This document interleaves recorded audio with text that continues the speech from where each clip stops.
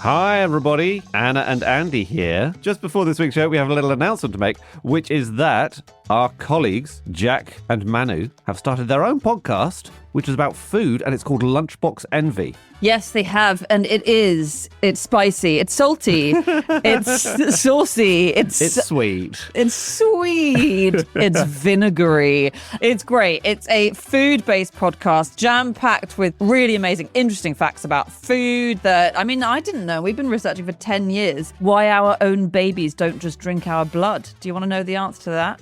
I do. I'm happy that they don't, but yeah, every episode is about a different kind of food, so they've done all sorts so far. They've done garlic and sausage and chicken. They co-host it with Rosie McKean, the pasta queen. All three of them, every week, they bring something new to the table in their lunchboxes about that particular food they talk about. It's great fun. It's the most umami podcast I've heard for ages. Lovely stuff. And everyone who listens to it loves it. It's got 5 stars by 97% of listeners. It's been featured by Amazon and Apple Podcasts already. You got to get listening for your food fix. So wherever you get your podcasts, look for Lunchbox Envy. All right, pack your lunch up, squash that sandwich down, give that a listen, and on with the show. On with the show.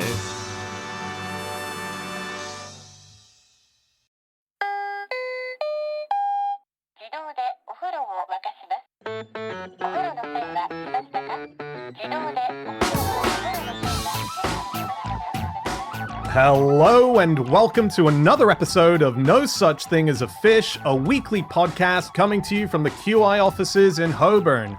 My name is Dan Schreiber. I am sitting here with Andrew Hunter-Murray, Anna Tashinsky, and James Harkin. And once again, we have gathered round the microphones with our 4 favorite facts from the last 7 days. And in no particular order, here we go. Starting with fact number 1, and that is Andy. My fact is, there's a city in Alaska where almost the entire population lives in one building. Big building? Yeah, they call it the One House Town.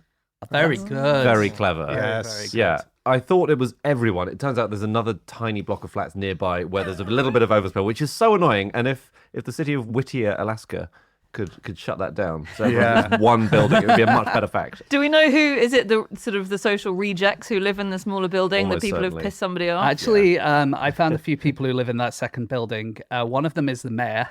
Oh, really? Oh. And another one is an artist called Brenda Tolman, who used to live in this big building, which I think is called BTI, which we'll get to in a minute. But she moved to the other complex because of what she called the forced socialization of this building, which is basically people will just come over in their socks and pants and just go, oh, how's it going?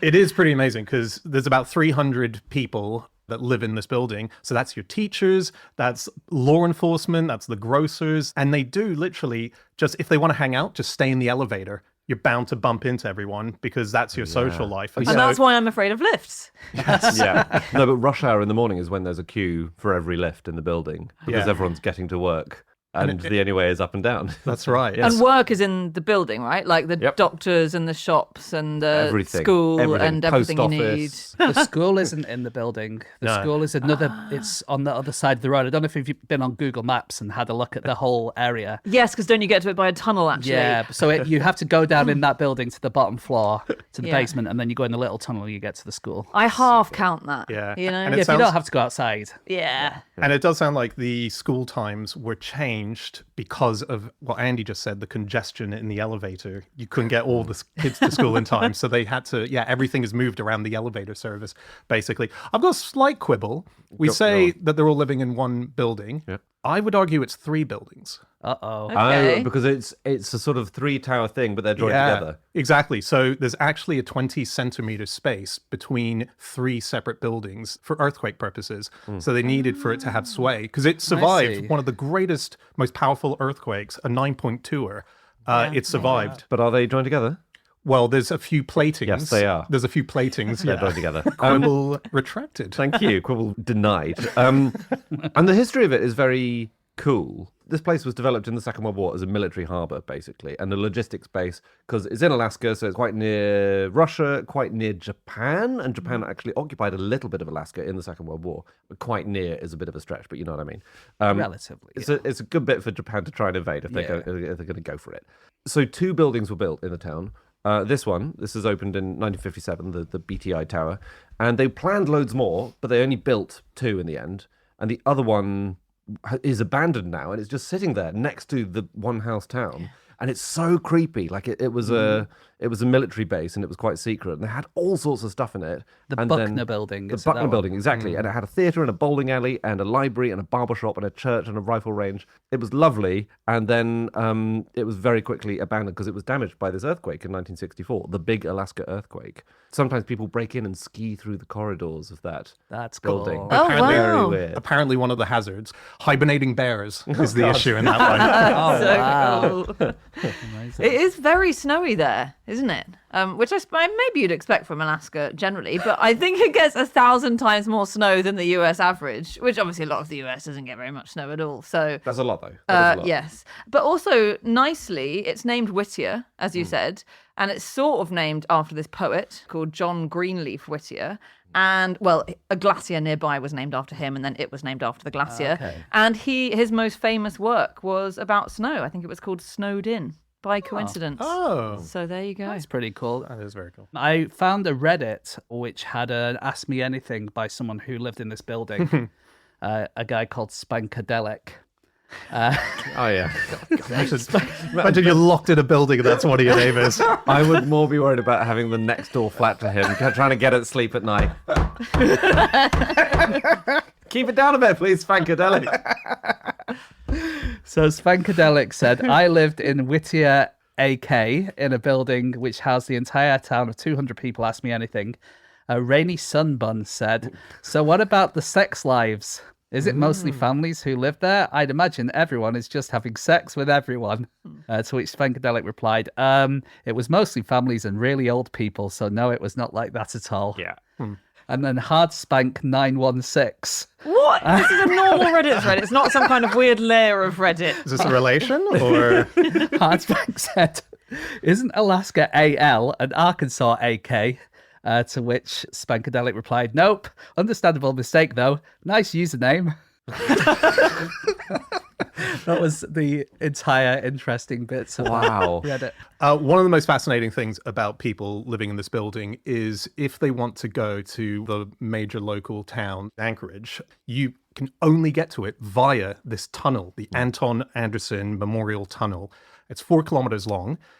You're not allowed to walk through it. You're not allowed to bike through it. It's for trains and cars only, and it shuts every night at about 10:30. So if you go to the movies, you've got to be back before 10:30. Otherwise, they just shut it down, fantastic. and you got to sleep in your car and wait for it to open in the morning. As people do, right? There are sort of queues of people who've lost it. And the tunnel doesn't seem to have been built to accommodate what it's meant for. No. No, I mean, it wasn't. It was built for a train. No, yeah. It was initially you could only get there by boat and by when this tunnel opened by train, and Yeah. then they adapted the tunnel in 2000 to be a road tunnel as well. But they didn't add an extra lane or anything. No. They just put a bit of tarmac down in between the train tracks, and so now you can either drive or get the train, and there are very strict timings, obviously, of when you're allowed to drive. Well, and it's also one lane, isn't it? So the train's coming all the time. So every hour, the direction switches. It's just So like- you arrive there, you've got a 15-minute window. You can go through that, and then they have to air it out after every single line of traffic they've got that's gone massive through. fans all the way I'd through. give that 5 minutes if I were you. I've always wondered why they have big fans in tunnels. Can anyone tell me that? I can. It's to suck out the fumes. If you get stuck in the tunnel and the tunnel's shut down and people's car engines are on, the air can get very toxic very quickly. And so this tunnel has a few little safe house bits, and it's got huge fans to blow out the fumes. I was going back to when they were building the access tunnel, and most of them seemed to be hugely against it.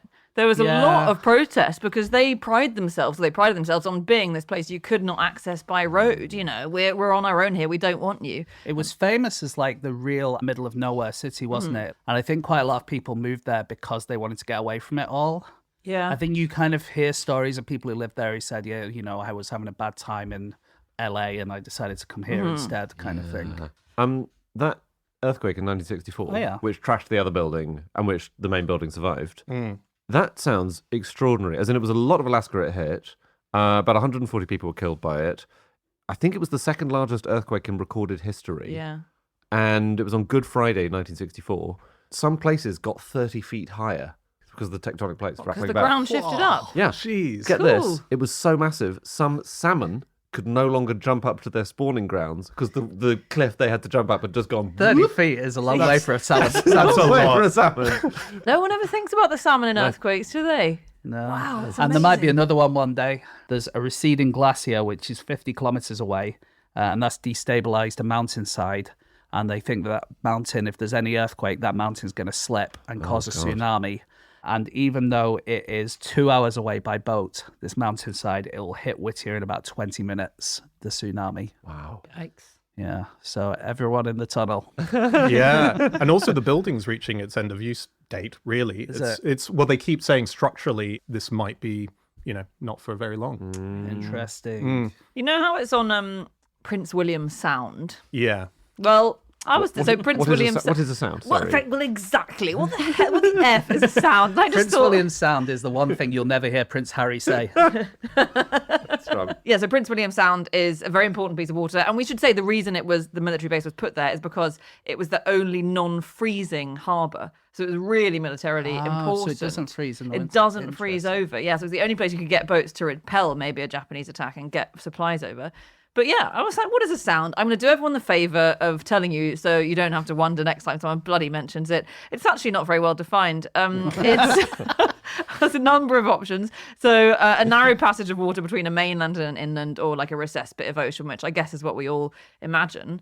But it Usually comes... big hills on each side, I always imagine. I don't know why. Yes, me too. I actually wonder if I imagine that because I imagine there being an echo because it's got the word sound. What's the most famous sound? Is it Long Island? Is there a Long Island sound? I feel like there is. For me, is it Paget Sound? Paget Sound, Yeah. yes. But there are lots in Alaska. But it comes from an old Norse word, sund, which means to swim. And so it's because it was like a portion of water that you could swim across. So from one bit of land to another. And that also used to be the name for a fish's swim bladder. The only thing I could find out, you'd call it a sound. That's such solid research. It's also, I went too deep. That's really good. Do you know why Juneau, the capital of Alaska, in Yeah. fact? Do you know why that's called Juneau? Juneau, why? Yeah. Yeah, exactly. I've been to Juneau. Have you? Yeah. That's the end of quite the cool. anecdote. That's it's good. No, it's a good, really though. nice place to be, but I thought it was named after a person. It is. It's named after Joe Juneau, but there's more to it. So Juneau is the capital, and you can't get to it by road.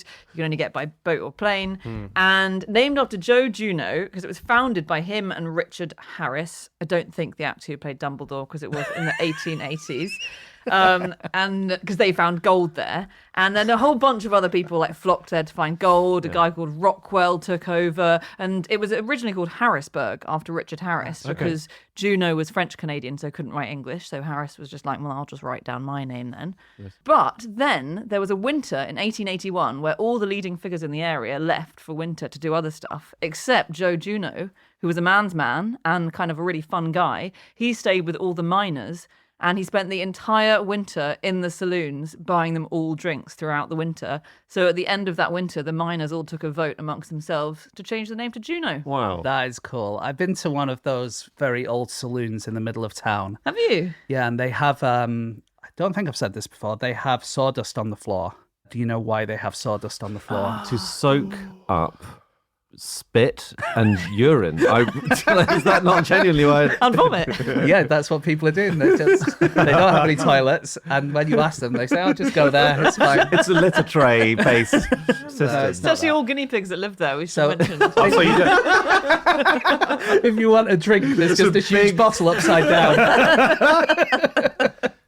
Is it so that they don't, if people drop their food, they don't act like animals and re-eat it? So it's about dropping things. Think about what Anna said about why people went to Juneau in the first place. Mining gold. Mine for gold, and if you drop your gold, Yeah. you will lose it in the sawdust. Yes.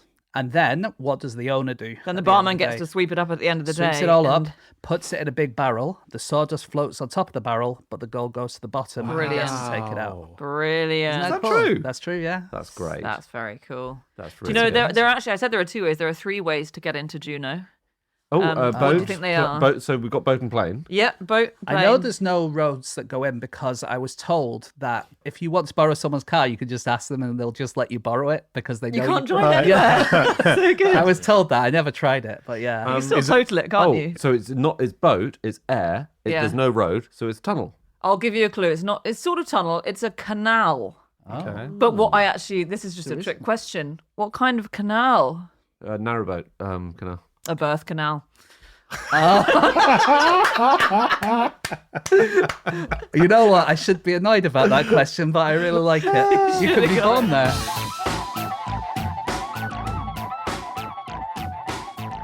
Stop the podcast. Stop the podcast. Hey everyone, this week's episode of Fish is sponsored by Saloon. Saloon. What do they do? Yachts? Not quite. It's a new eSIM service app. It allows you to sail around the world, but specifically through the mechanism of affordable SIMs on your phone.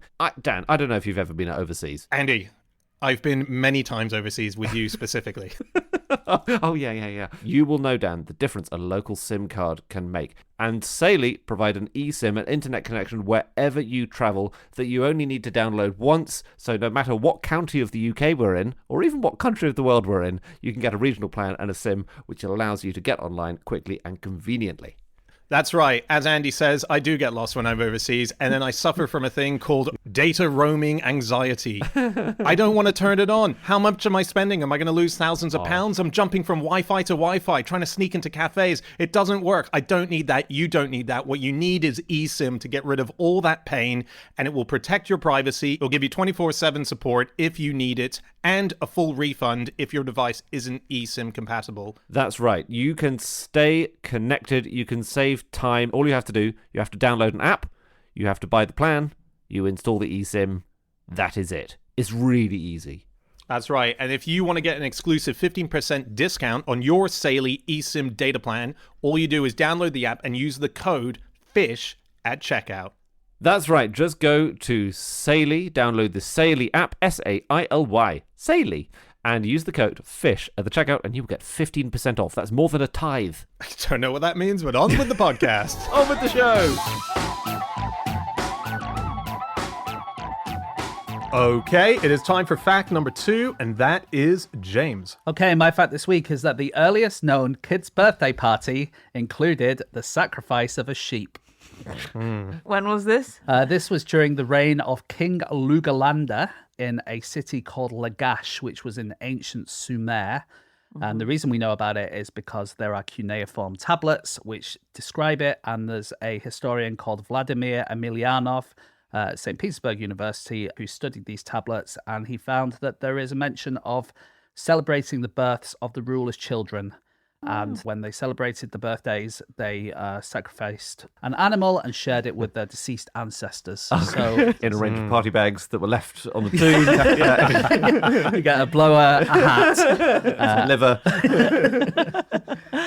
So yeah. Oh, lucky kids. Lucky little So good. Sumerian kids. When he was taken away from power, Lugalander, because he was quite corrupt, we kind of lose the birthday party for a while. And we don't have anything more on them until... Really recently? Not really. In ancient Egypt, they didn't really do it. And I read that there were birthday parties in ancient Rome, but they were only for the male head of the family. So only dad basically got a birthday party. It's incredibly unfair for the children. So funny. Herodotus wrote about the Persians celebrating their birth dates, but the fact that he was writing about the Persians and going, isn't this weird that they do it, suggests that probably in the Greek and Roman world it was quite unusual. Yeah. You might celebrate the gods. Yeah, you celebrated the gods. Like you give Artemis a cake on her birthday, but that's not. What a waste of cake. Imagine the only time you make a cake is for a fictional being who doesn't eat it. Just like, how long did they sit there? Because right now you can just go to a supermarket and buy a birthday cake even when it's not your birthday. It's unbelievable the I think times we've we gone live too in. far the We other have way. gone too far. That is, when you put it like that, it sounds insane. There's nothing stopping you, Andy. You can do it right now after the show. Just my programming just wouldn't let me buy a Colin the Caterpillar. I could Honestly, nothing's stopping you doing that and putting candles on it. The earliest surviving handwritten Latin message by a woman, quite a lot of caveats to that, was an invitation to a birthday party. Oh, wow. It was by someone called Claudia Severa. It was found at Hadrian's Wall, in fact, from the 1st century. I think the first, almost 2,000 years ago. And she was the wife of an officer, and she was inviting her friend Lepidina to her party. She said on the 11th of September, please come. I give you a warm invitation to make sure you come to us to make the day more enjoyable for me by your arrival. It's pretty amazing because that is the oldest now date that we have for a birthday party. And it happened about 100 AD, right?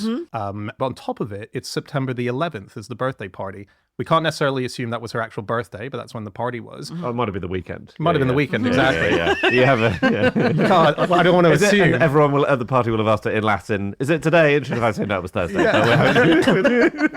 But that date is almost bang on for when the most popular birthdays tend to be. September the 16th comes out, most likely. But if you look at the top 10 most likely dates of birthdays, they're all September. Because people have sex when it's cold and dark and office parties and stuff. And then 9 months later.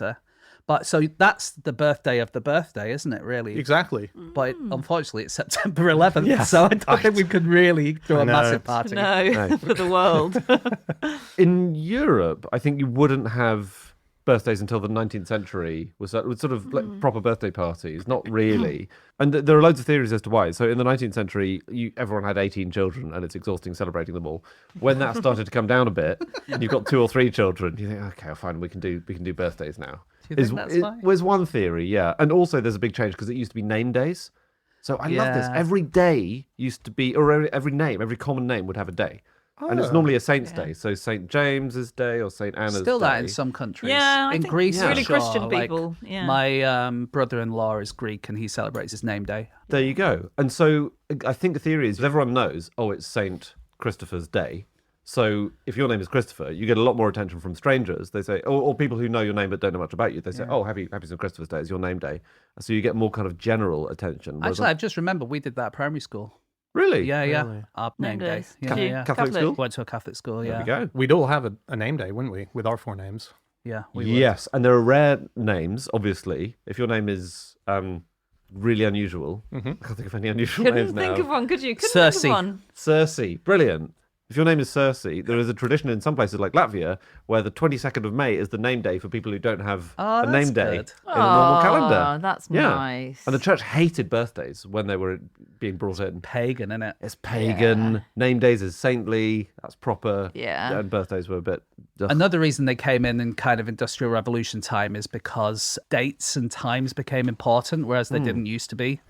So people started having clocks and we started knowing what date it was, and people had calendars that, the printing had become much bigger so people could have calendars in their houses. And until then you would be, what's it like outside now at time of recording? It's start of spring and you just know it was the start of spring. You wouldn't necessarily know that it was the 5th of March. No one knew what their birthday was. Probably. No. Have you guys heard? There's a tradition in Germany. Birthdays are quite big in Germany. A lot of offices will have a birthday calendar in the kitchen. Oh, and you can't, under any circumstances, wish someone a happy birthday in advance. It's very bad luck. That is bad luck in a few cultures. I completely isn't agree. it? Yeah. I say Happy New Year when it comes. People start throwing around Happy New Year on the 28th of December. I shut that down. Do you? Well, yeah. How do we know the New Year's going to come? With you tossing it around? You're like, Well, that's the thing. In Russia, if you wish someone's a happy birthday before their birthday, then the idea is that they'll die before their birthday. Yeah. It's just Makes a sense. fool's errand doing that. You think the earth will explode? I'm not when saying someone it says will. that to you? I'm saying let's not take the risk. But there is a tradition. Please write in if you're German listening to this and this is real. In the north and west of Germany, if you have a birthday after the age of 30, but you're an unmarried man, there's a tradition that you have to sweep the steps of your town hall dressed as a woman until you are kissed by a virgin. I don't think that happens. It can't on the do. regular. Feels like we'd know about it, wouldn't we, if everyone was doing Like that? Germany's a serious industrialized country. There simply isn't the time for people to take time off to do this. But But it's a good way of finding love, I suppose. If you don't want to go on the apps. Oh my goodness. Germans, yes, big into birthdays, big into child's birthdays, big into childhood. I feel like Germany invented childhood and the Kinder in the late 18th century. And in fact, the earliest birthday celebration I could find in Germany was in 1801, and it was Goethe describing it, of, Germany's Friend of the podcast. answer to Shakespeare fame and friend of the podcast. And he was describing the birthday cake of Prince August of Saxe-Gotha-Altenburg. And he described it as a generous torte with colourful flaming candles amounting to 50 candles, which was for how old he was. So that's like the first time you've got the number of candles to go with your age on a cake. But he said that was weird because usually in children's festivities of this kind, you have a number of candles indicating your upcoming years. Oh, So what? people, and I found a couple of other sources saying the candles on the cake would be the number of years you're But estimated life to have left. expectancy in those days Wow. was quite low, wasn't it? So you didn't have to blow out as many, yeah. Must have been a bit of a shock, wouldn't it? You see the cake coming out of the kitchen. Is that all? Why are there only 4 candles on here? How interesting. Wow, that's amazing. I know. Ominous. You've always got to guess. Birthday songs. There's obviously the Happy Birthday song. What would you say is the most famous other birthday Happy party songs? birthday to yo, shorty. It's your birthday. Okay, there's so many. I wasn't expecting that. It's my party and I'll cry if I want to. Leslie Gore. Leslie Gore, Gorgeous incredible song. gorgeous song. Yeah. And so I'd never properly, I know the chorus, never properly listened to the lyrics. It's about the singer, Leslie Gore, in the story. She is at a party. We should say 60s singer. Yeah, For so- people who haven't heard of her these days. But Yeah. she's like brilliant singer. She was a brilliant at singer. party and I'll cry if I want to. Exactly. And she was about 14 when that came out. She was so young. She was so Yeah. young. And so the story is about her boyfriend, Johnny, disappearing from her birthday party, comes back with a girl called Judy, and she's wearing his ring. And it's this whole horrible thing, right? Did it really happen to Leslie? No, Or it was just didn't. Made it up? It kind of happened to one of the songwriters, but it was his daughter being upset that her grandparents had been invited to the party and she was crying. And then he turned it into a more of a love triangle thing. Okay. Here's the interesting thing, though. There was a sequel to that song called Judy's Turn to Cry. And so it's a follow-on where Johnny then sees Leslie Gore kissing someone at that party, and he gets jealous and he punches the guy and he goes back. Dan, can I show you guys something on my phone? Sorry. Yeah, sure. Wow. Okay. So Andy's gone over to the sofa. He's pulled out some Whatsits, and it's not that he needs. He's pulled out, what's that, some greens of some sort? Oh, there's his phone. Okay. If So this was just you on holiday last week, then you've got to save a it. series of photos of me crying. No, I have this album on my phone. I'm a big fan, and she released an entire album of crying-based songs off the back of this Yeah. hit. Oh, I'll cry if I wow. want to. The tracks are "Cry Me a River," "Cry," "Just Let Me Cry," "Cry and You Cry Alone," "No More Tears," "Judy's Turn to Cry." Yep. I understand. I would. Misty, probably about crying. What kind of fool am I? And the party's over. Andy, is this your Spotify Wraps every year? It's a cracking album. But it is amazing that they basically went, this single is such a hit. You are now our cry singer. Yeah. And let's do a whole album of it. Yeah. And then there must have been a shift because there was one song which you mentioned there on that album, which is What Kind of Fool Am I? Oh, yeah. So her follow-up album, that was clearly a hit, is basically songs with fool in the title. She's a fool. My foolish heart. She's latching onto the wrong thing. Young You and haven't got a foolish. number one because of the vocabulary you've used in your title. And Quincy Jones was the producer, which is why it's such an amazing sound. Right. But yeah, what an amazing story. It's like a diss track sequel. It's so strange. She's the Kendrick Lamar of her own day, of her own song. I don't get that. Okay. Anna's more of a Drake fan. Yeah. I feel like we haven't innovated any birthday stuff, our generation. We've not moved the birthday along at all. Oh, well, your generation hasn't. But what's your favourite birthday game? I don't really have any favourite birthday Just games. name one that Pass you kind the of like. parcel, the musical parcel. chairs, both rubbish. But I like the one where you go through the Times birthday announcements, guessing the age of the celebrities and public figures whose birthdays are listed in What, there. the Richard Osman birthday game? I do play that daily. Well, like Anna said, if you ask most adults, 67% of people will say that Pass the Parcel was one of their favourite party games, and 61% will say musical chairs. But in young children today, or in fact, this was 10 years ago, so this was a study in 2009, 31% of children aged 4 to 7 said they liked Pass the Parcel. And only 19% said they like musical chairs, and they said that their favourite was playing the Nintendo Wii and the Sony PlayStation. I'm with them. That's innovation, Andy. I feel so old.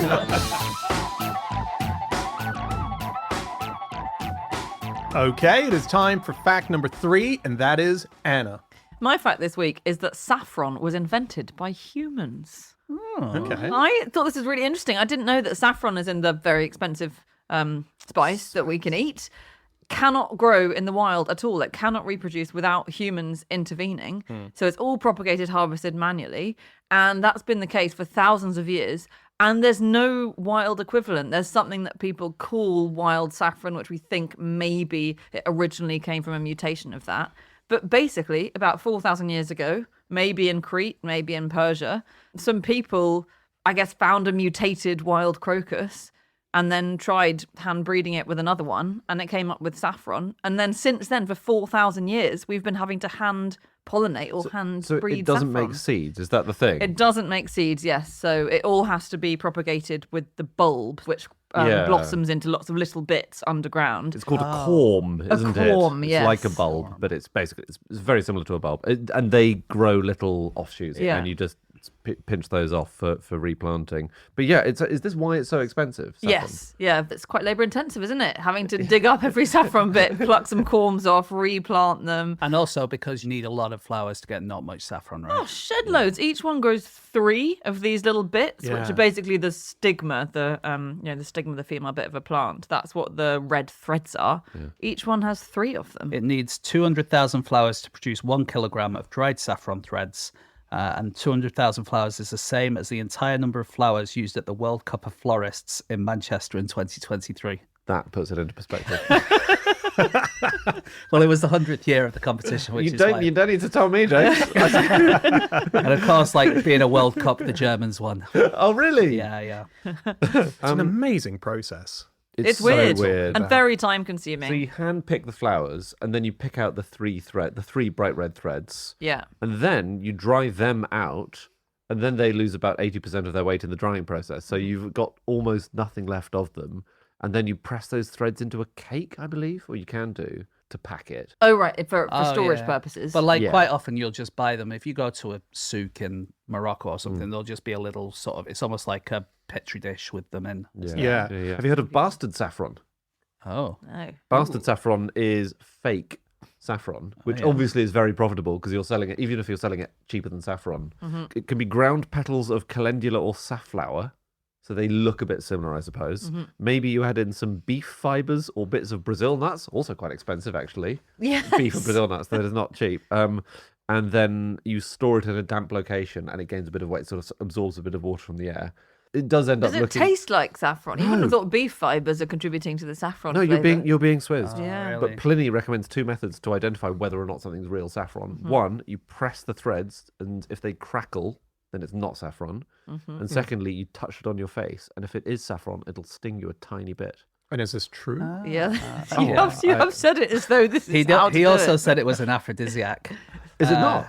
Nothing is. Everything's claimed and nothing is. Well, they say, so asking? the famous thing that will be mentioned is Cleopatra would use saffron-infused baths to sort of get her loins going and get into it. And Did she not have baths in milk, Cleopatra? she did, with saffron also as really? part of Oh, it, lovely. yeah. I thought something that was really interesting about saffron was just how unbelievably widespread it is in meals across the world. Like, it doesn't seem to have a country or a region or even a continent that it's fixed to. Like in Spanish paella, Indian dishes, in South America now, and European dishes. And we seem to have been using it for ages. It's reached us about 2,000 years ago, in Britain even. And we even have Saffron Walden, the place, which yes. is named after it. And that was back in the 16th century. It's in Essex, isn't it? Yes. And they changed their town seal to a picture of 3 saffron plants surrounded by a wall because saffron walled in. Ah, nice. Very nice. It was called something nice. else Walden before. It was called Magna Walden. Magna Walden. And they're also known for their lavender in saffron. Are they? Yeah, Ian Lavender, who played Pike on Dad's Army, God's sake. is listed as a dreadful. notable resident in his time. Saffron growers, croakers, called croakers, Oh, because the saffron is a type of crocus. because it's a type of Is that crocus. why they get I the name? assume that's where it came from. But they were known as the worst complainers of Tudor times. Because of the labour intensiveness of the work. Basically, they were always complaining about the price. It was written in a book about the table on a history of food. And it said the crocus, if the yield's too big, they complain. If the yield's too small, they complain that they can't grow enough. And I see, because if the yield's too big, then the price goes down. Exactly. If the yield's too small, then they just don't have anything to sell. Exactly. And so much so that by the 19th century, the word croaker was a word for a grumbler or a moaner. Really? Brilliant. Don't be a croaker, mate. Great. Can I tell you about a complaining croaker? Yeah. This is from 1556, and it's about Saffron Walden. Such was the plenty of saffron in this year that the murmuring croakers, envying the store, said in blasphemous manner in and about Walden in Essex that God did now shite saffron. That's good. The colour saffron, which is like an orangey colour, is on the flag of India, and it denotes disinterestedness. Oh. What? Yeah. Why? It's because the leaders of India must be indifferent to material gains and dedicate themselves to their work. So wait, is the saffron representing material gains or the work? It's because it's so labor intensive to pick saffron that you need to be dedicated in order to pick that saffron, and you dedicate yourself to your work instead of material gains. That makes sense. That's very cool. Do you know what a saffron massage is? Feels like one could guess. It's, Ooh, it's okay. expensive. You tickle someone with those little saffron heads. You get massaged in 3 very specific spots, as if they were plucking the 3 Interesting. logs out. Okay, Imaginative. when I tell you what it is, you can decide yourself who was closest. It's another word for what we would call scissoring between 2 lesbians. So yeah. And it was written by 13th century Tunisian poet Shahib al-Din Ahmed al-Tafashi, who was writing about lesbianism in the 13th century, North Africa. And he wrote about this community headed by a woman named Rose, who was all doing this saffron massage. What? The saffron massage? So it's just, maybe it's because sort of 2 legs look like one when you've got the 4 legs together, so it looks like a 3-legged thing. It could be. And there were the You know 3 what? bits I of couldn't saffron. work out for all my Googling exactly where this came from. But I can tell you that the ancient medieval Arabic term for lesbians was suhakiyat, which meant rubbers. No, really? People who rub things together. Oh, that makes sense. And it was believed that lesbianism was due to a hot itch in the genitals that could only be cured by rubbing clitoris to clitoris. Is that what Can't they fault all that. said? Yeah. The idea was that heterosexual sex created a hot orgasm and lesbian sex produced a cold orgasm. And so the cold would be against the hot itch and that would cure it. Oh, okay. Whatever That's you good. got to tell yourself. Tell the And your police. husband. Yeah. Well, on the just running on the sexual theme for a second, in 1967, saffron had quite a big moment in America as a result of Donovan and a song called "Mellow Yellow." Yeah. Yeah. Oh, back to Andy's. Let me take out my Donovan album. Yeah. Donovan is fantastic. Call me mellow yellow. It's a great song. Yeah, about absolutely awesome. saffron? Well, there's a line that opens it, which is, "I'm just mad about saffron. Saffron's mad about me." And no one knew at the time if he was talking about the spice, if he was talking about a woman who was called Saffron. There was a rumor went around that it was smoking banana skin, and that's sort of Yeah. like, getting off on that. Mellow Yellow actually appears in one of James Joyce's books, Ulysses. It's a description of Molly Bloom's buttocks. So that's what Mellow Yellow is. Wow. So he describes her buttocks as mellow yellow, and then it's coincidence that there was a I song. think that's a coincidence because Yeah. I don't think he said that that's why. But what he says is where he got the idea for the song was when he saw an advert for a yellow vibrator. And there was the line, "Electrical banana is going to be a sudden craze." And so, Mellow Yellow is... Wait, that's the line of the song, isn't it? Yeah. So then he came up with mellow yellow because he thought that was a good description of what this vibrator might achieve for you. A mellow I yellow. think in most of these cases, it's just mellow rhymes with yellow. Yeah. Exactly. It's quite a nice phrase. Dan is just floating a lot of theories here. I don't even know. Oh, yeah. I'm just saying what people have thought. But Saffron got a moment off the back of it. Did it sales? Do we know if its sales sort of skyrocketed? The croakers were furious. You know that gardening books used to rhyme? So this is really good. I was reading about instructions of how you plant saffron and how you grow it. And there's a 1440s book, The Feat of Gardening, which is by John Gardner. Very nice. Very lovely. So here's an example. With a dibble thou shalt them set, that the dibble before be blunt and gret. 3 inches deep they must set be, and thus Master John Gardner said to me. And it's Was he Indian? no.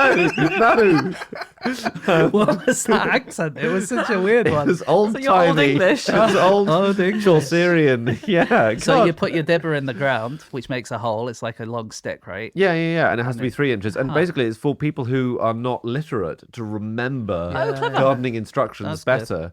That's great. And Big Faff writing the books, though, isn't it? Oh yeah. If it doesn't, if you can't make the rhyme work, then you just have to tell people to plant everything in December, and it just is a nightmare. I think so many months rhyme with December. I think the worst example. Sorry.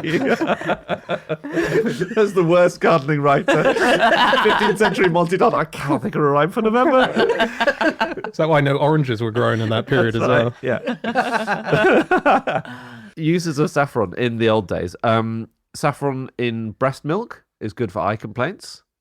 Oh. According to whom? Perverts. Good for seasickness. Great for plague. It really perks you up if you've got plague. Nuns would scent their veils with saffron to perk themselves up a bit, apparently. Okay. But there's also this thing. Have you heard of a philosopher's egg? I know. Oh. So you get an egg, make a hole in the top, take out the stuff, and then you fill the shell with saffron. Then you roast the shell and the saffron together in charcoals until the shell becomes yellow. Then you beat it all together in a mortar with some mustard seed. Then you, as soon as any suspicion is had of infection, dissolve the weight of a French crown of that stuff in 10 spoonfuls of posset ale, drink it lukewarm, and sweat upon it in your naked bed. And then you become immortal.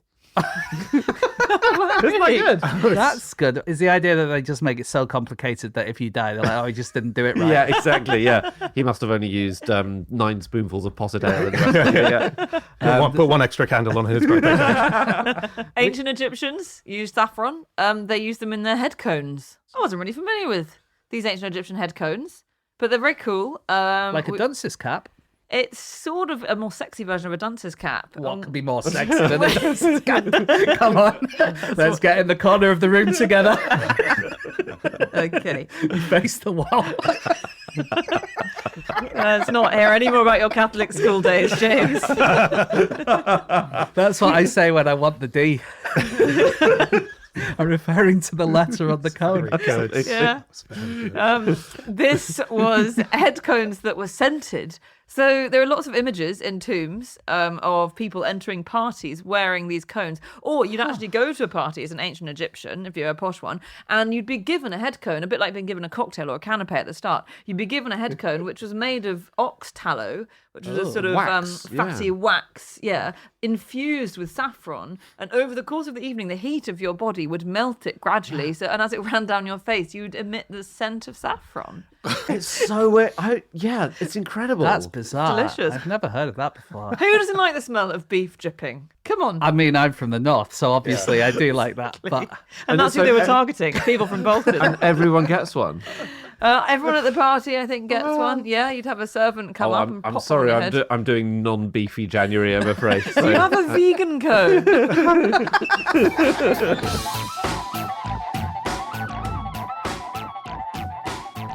Stop the podcast! Stop the podcast. Hello, everybody. We are sponsored this week by Squarespace. Yes, Squarespace is the fantastic online destination where if you need to build yourself a website and you have no idea what goes into it, this provides literally everything that you need to make yourself the most professional looking place online. Yeah, it doesn't matter what you're trying to do. Squarespace gives you absolutely everything you need to claim the domain, showcase whatever it is you've got to offer the world, grow your brand, get paid. It's all in one place. It's so convenient to put together. It also has analytics, one of the greatest inventions, I think, ever, which means you can see where all the traffic is coming from. You can be like, wow, this Andrew Hunter M guy keeps coming in on this Moss website a lot. What's going on here? Let's focus on Moss. That's what it can do for you. It can grow your businesses in unexpected ways.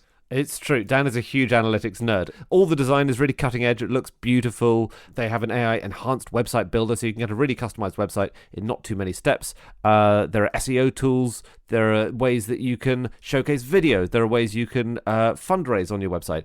It's all there. So all you have to do is head to squarespace.com/NSTAAF and you will save 10% off your first purchase of a website or domain. That's right. So head there now, squarespace.com/NSTAAF and get 10% off that first purchase. All right, on with the show. On with the podcast.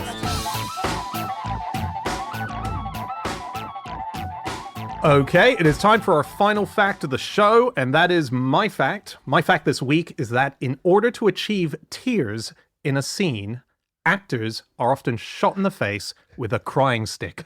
Okay. Why don't they get out Andy's Spotify playlist? Very nice.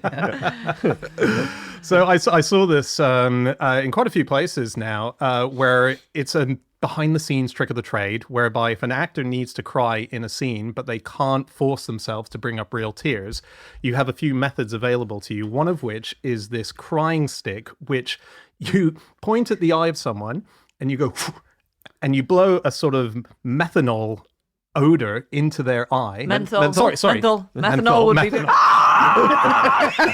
Well, she's crying, okay? Can you dial it down a bit? Why did your crying stick business go bust, Dan? Okay, menthol, and it creates tears. And it's quite nice because it's not immediate tears. They sort of arrive, I guess, once a director would say action. They sort of gradually appear, and so you can probably time it perfectly. So what you're talking about there is a tear blower, I think. Yeah. So there's the Krylon 3000 tear blower and Nigel Beauty's menthol tear blower that are available if you go to specialist shops. But there's also a tear stick, which is basically like a lipstick thing, which you kind of rub on your eyes and does the same job, but doesn't have the blower. Put it on your bottom eyelid, actually. Don't put it on your eye, because Sure. yeah. Well, because there's different methods, aren't there? Oh, there are so many. The craziest one that I read is that stage actors, they'll keep a pair of tweezers on them, and they will pull a nostril hair out on both sides in order to get both eyes crying. Just a good beefy tug on those, that'll do it. Yeah, Kate Blanchett talks about this. She says on stage that would be a method that you would do. Absolutely. Does it work, really? Because I feel like I've tried that before. I feel like it's mentioned in a sitcom and I've tried it. Does that make your eyes water? I've never tried it. If you get a good old deep-rooted one, it works all right. Okay. In fact, a lot of great actors will have a tiny piece of thread going to the front row of the stalls where a member of the production company will be sitting, so they don't have to pluck it themselves. Okay, yeah, and at a makes certain moment, they'll just give a yank on the rod. That does feel like the problem with a lot of these, right? If you are doing a play, for instance, having to have someone sprint on with a crying stick and blow in your face halfway through the scene. Yeah, or but if you're also being filmed in a long shot, it feels like it will be very hard to puff a blow of menthol into your eye from a distance. Yes. That's the reason that the stick is quite useful, because you can sort of hide it about your person and then just shove it in there. Well, also, how many nostril hairs do you have? If you're in a long-running play, that is... They regrow. And as you get older, more and more they regrow more quickly.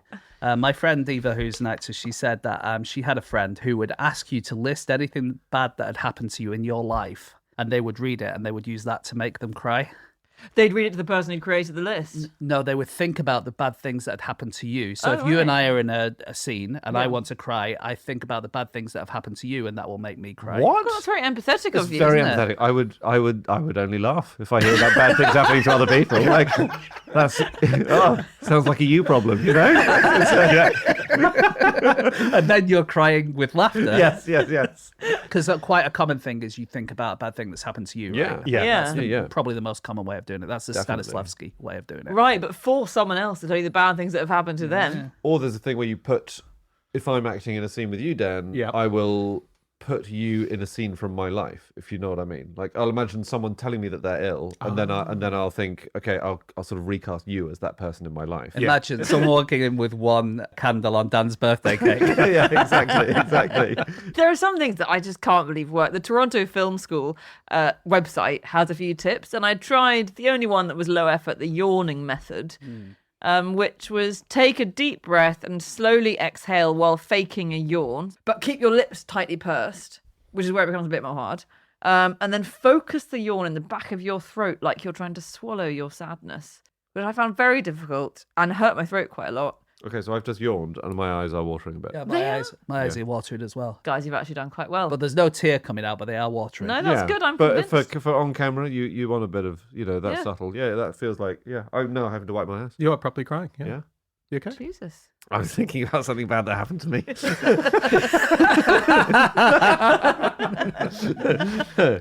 There's other methods. There's a story of Natalie Wood. She had to be able to cry on cue, but her mum solved the issue by ripping up a living butterfly in front of her to ensure that she would cry. Ouch. So there's an option. They only live for a day, so it's not like you're not really cutting its life that short, are you? That's a mayfly you're thinking of. Yeah. Oh shit! Isn't that wild? That's horrific. Yeah. There's another podcast called The Rest is Entertainment. Have you guys heard of that? No. Okay, so there's someone on that called Richard Osman. Oh, the birthday game guy. The birthday game guy, that's him. And he said that he spoke to an actor who said that they don't have to cry on demand anymore because they do it in post on AI. Oh, what the actual tears. as in the CGI in. Yeah, so you just kind of go like pull a face of someone who's crying, but you don't have to do the actual tears because AI will do it. That's really depressing. I reckon a lot of the good actors still do the real cry because you want the realistic cry face, don't you? Yeah. Do you know that Ohio tried to ban fake crying? specifically in court in 2008. Why might you try to ban crying in court? Well, because it might influence the jury. Well, exactly. Is that But I think this is really interesting that they've assumed that fake crying exists. And it was actually based on a case ruling by the Ohio Supreme Court in 1999 that said it's improper to inflame a jury's emotions by crying. And so there was a prosecutor called Jason Fillebaum who was prosecuting people who were up for the death penalty. And he complained about the fact that defense attorneys would strategically cry on cue. Oh, defense lawyers, not people in the dock who are. No, sorry, defense lawyers. Right, so you'd be okay. talking to the jury saying, this man does not deserve to die. He's got a wife and kids. And, That is quite theatrical. It's more theatrical than I think a British court would get. Well, I think Feels what like the it. defense lawyers say is that they are quite attached to their case and they believe strongly in what they're saying. And they're very sad at the idea that a client might be killed for this. I'd love it if they were busted by the court. Who's the guy who does the drawings in the court? Court artist. Yeah, you could there's this drawing that comes out of a lawyer with a tweezer up his nostril. Wait a second. Crying goes in and out of fashion. Like in the medieval times, it could be a sign of manliness. So if you read all the medieval romance stories of the knights of Camelot, Galahad is always bursting into tears. He's always crying, and it's seen as a manly thing. It's a virtue as well. They're very strong and powerful, but also they cry a lot. And bishops would always cry loads. So there was an Archbishop of Canterbury in the 13th century called Winchelsea, and he wept so much that the altar cloths were sodden. Supposedly. Oh, yeah, that's the reason. We'll pop some sawdust on the altar next time. It's fine. But basically, eyesight was a kind of temptation because eyesight showed you all the sins of the world. And tears were bad for your eyesight. You might even lose your eyesight if you cried so much. So actually, it was, You'll go blind. you'll go blind if you keep doing that. So a huge part of religious life was weeping because, it might damage your eyesight. Like which- Jesus wept in the Bible, of course. Yeah. And so... Is that so you can go blind to the temptations of the world? Kind of, yeah, and that was seen as a that was a very holy thing to do, and also you had to be celibate and non-violent. So tears kind of they stood in for combat. You were in conflict against temptation, particularly sexual temptation, and tears were a part of the response to the temptations of the world. Like rather than have sex, burst into tears kind of thing. Yeah, or listen to a Spotify playlist. Isn't it a bit of a giveaway if you're sort of standing with your wife and there's a woman across and you're just filling up with tears because you're trying to not be tempted into doing something? I think if you're a medieval bishop, you won't be standing with your wife much. The medieval meme is a bishop and a nun, and he's turning around looking at another nun, and he's crying his eyes out. Babies fake cry. Okay. Babies fake they're crying quite a lot. So some babies are really crying, and you can tell they're really crying if you get to a baby and comfort it and it stays, a little upset for a little while. But sometimes a baby will be crying, and if you go over and soothe it, it immediately it's all smiles. Yeah. It gets, and that's not really fake well, I suppose it is a manipulative way. It has learned that is a good thing to do method. that prompts a response from a nearby grown-up. But I guess in that case, they're crying because they want a grown-up there, so it's kind of real. Like they might feel lonely or... Completely, yeah. But it's worried. not that proper emotional. They're not in distress, but Yeah. they're going through the motions of being in They're distress. pissed off, aren't they? There's a very strong difference. It's very evident as soon as you do give them the thing back and they grin. Are there just reasons people cry that aren't to do with being sad? Okay. Mice cry to prove how manly they are. And this is because they release pheromones in their tears and they're an aphrodisiac. So quite opposite to humans, where I think there have been studies that show that if human males smell women's tears, it stops them from being sexually aroused. There's a study that found that. The mice get sexually aroused by these pheromones, and they found that contact with tears mean that a female mouse is 3 times more likely to engage in lordosis, which is that thing where you what's that? thrust your rump in the air asking for someone to have it. I've never heard that phrase. Lordosis. I know, it's a good one, isn't No. it? Lord- Wow. Also, have you ever thought of doing Chili Cooper audiobooks? Oh, yeah. Have that rump. Yes, I am available for voice work.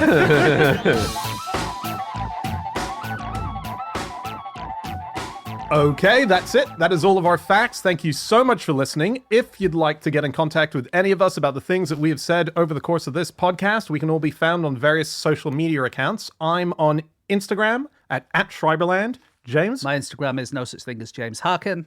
Andy? I'm on Blue Sky at Andrew Hunter M. And if you want to get to us as a group, Anna? You can get us on Twitter at No Such Thing, Instagram at No Such Thing as a Fish, or you can email podcast@qi.com. Yep, or you can go to our website, nosuchthingasafish.com. You will find lots of things up there, links to any upcoming live shows. We have one coming up at the Crossed Wires Festival. That's happening this July in Sheffield. You can find a link to our merchandise. You will find all of our previous episodes, and you'll find the gateway to our special secret club, Club Fish, where you can hear bonus episodes like Drop Us a Line, which is where we read out the letters that you've written into us and respond to all your comments. Otherwise, just come back next week. We'll be back with another episode. We'll see you then. Goodbye.